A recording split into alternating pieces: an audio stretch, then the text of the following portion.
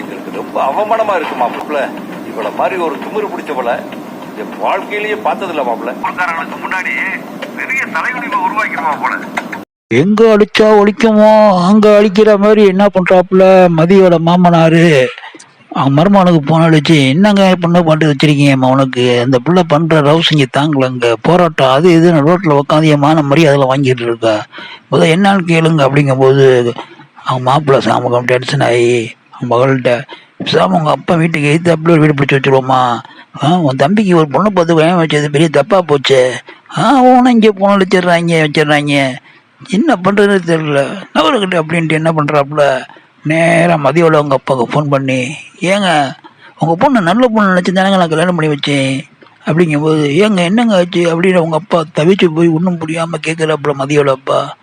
ஏங்க ஆனா இது இந்த பிள்ளை ரோட்ல உட்காந்துக்கிட்டு மான மரியாதை வாங்குற மாதிரி போராட்டம் அது இதுன்னு பண்ணிட்டு இருக்குங்க. என் மாமனார் போன் பண்ணி புலம்புறாரு, பண்ண தப்புக்கு உங்க பொண்ணா மன்னிப்பு கேட்க சொன்னேன், மன்னிப்பு கேட்டுட்டு அடுத்த வேலையை பார்க்க வேண்டியதானங்க, அதை விட்டுட்டு ரோட்ல நின்று போராட்டம் பண்ணிட்டு இருக்கா உங்க பொண்ணு. என் மாமனார் அந்த ஏரியால எத்தனை வருஷமா இருக்காரு தெரியுமா, அவர் நடந்து போனாலே அவ்வளவு மரியாதையா பார்ப்பாங்க, அப்பேற்பட்ட மனுஷன் இன்னைக்கு கூலி கூறிக்கு நிக்கிறாருங்க.